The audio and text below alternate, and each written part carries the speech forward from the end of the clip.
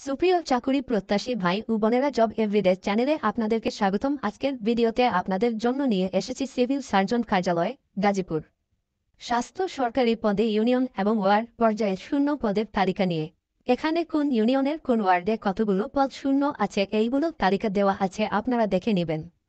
আর ভিডিওটি ভালো লাগলে সবাই লাইক, কমেন্ট, শেয়ার এবং চ্যানেলটিকে সাবস্ক্রাইবও করবেন। সবাইকে অসংখ্য ধন্যবাদ।